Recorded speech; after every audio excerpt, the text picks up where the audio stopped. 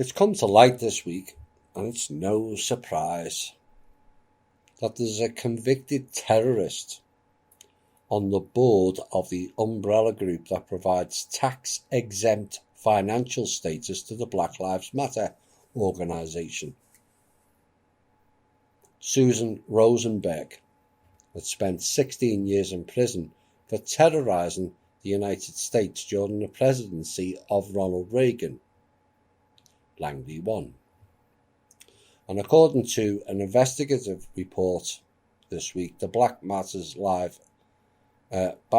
Matter organisation, officially known as BLM Global Network Foundation, is a fiscally sponsored project of a left-wing organisation called 1,000 Currents.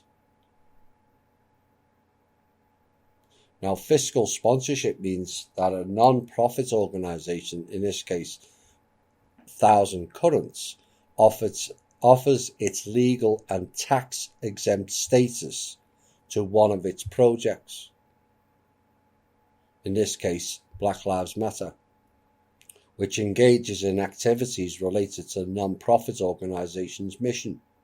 In other words, thanks to the fiscal sponsorship arrangement between 1,000 Currents and Black Lives Matter, donations to the latter group are now tax-exempt, all of which is going to the DNC, not to the black people. Susan Rosenberg, born in and born to. Just saying. Next, Black Lives Matter again. There has been pro-Palestinian Black Lives Matter rallies in New York and Washington, and the chants, ridiculous chants, were heard calling for death to Israel, death to America, and from Gaza to Minnesota, globalize the Intifada. And several hundred protesters attended the July demonstration in Brooklyn, dubbed as the Day of Rage event, which was set to coincide with the earliest date Israel could begin its plans to apply Israeli law over parts of the West Bank and the Jordan Valley. Now, the speakers there issued inflammatory rallying cries that ran the gamut from anti-Semitic and anti-American to just plain absurd. And one pro-North Korean activist called for the end of the United States of America and its puppet governments, the liberation of Palestine, and for Korea to be one again. And there were multiple attempts to connect the pro-Palestinian cause with Black Lives Matter. And Dickey Keone Siddiqui, the wife of former Black Panthers Sekou Odinga, said the European Jews who occupy, slaughter and continue to force millions of Palestinians onto their killing fields called refugee and concentration camps are the relatives of the Europeans who kidnapped, slaughtered and forced millions of Africans and indigenous into slavery, which is not correct. And they are making calls to abolish the police, who joined with calls to eliminate the Zionistic state of Israel. There's some elements of that are good. And as per usual, you get infiltrators in that twist the narrative. And what this is reverse psychology programs at its finest. Designed first, it is said, to promote blacks and then turn people against blacks, using the oldest trick in the book called anti-Semitism.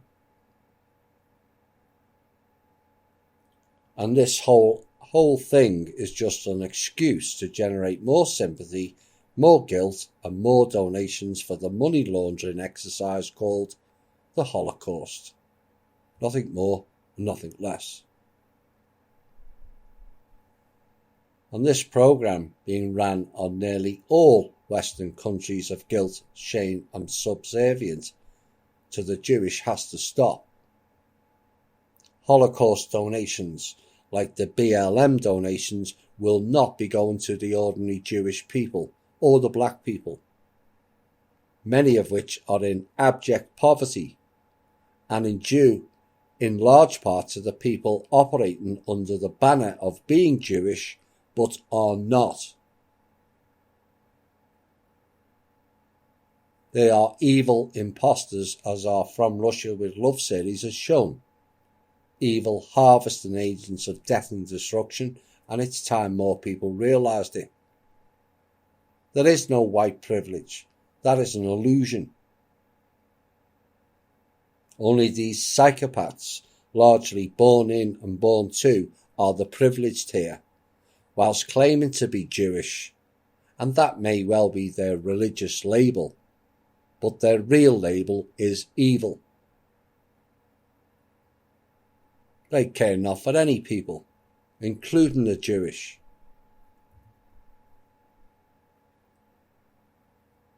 Revelation 2.9 I know thy works and tribulation and poverty, but thou art rich, and I know the blasphemy of them which say they are Jews and are not, but are the synagogue of Satan. We were warned about these people years ago. And then we come to the outgoing Israeli ambassador to the United Nations. Danny Danon says the West Bank belongs to the Jews, according to the Bible. Really? And who wrote that? The same people.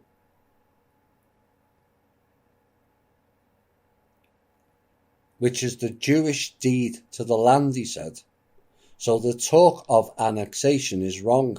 The land already is the Jews, and the only question is whether to extend sovereignty, he said. Really? Where's your proof? Oops, sorry, there is none.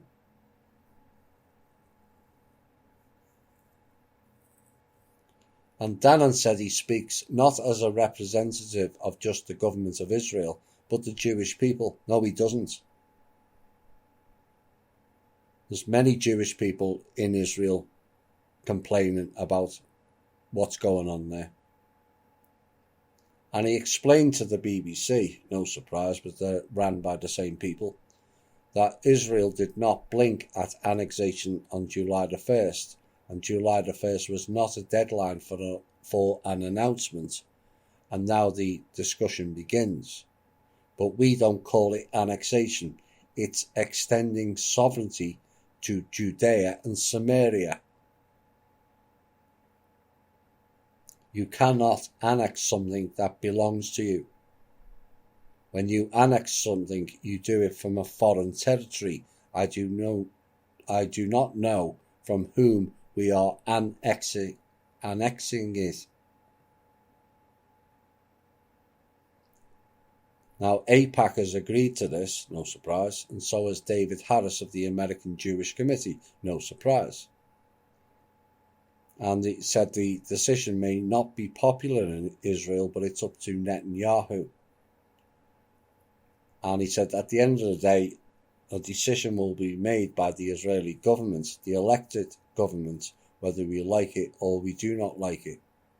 And he said, I want to bring you back to 2005 when the government decided to pull out from Gaza and uproot the Jewish communities.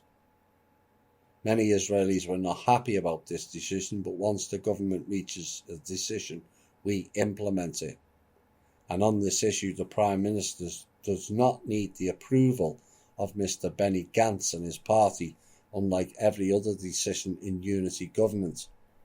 Though any decision will be coordinated, quote, with our allies in Washington, unquote.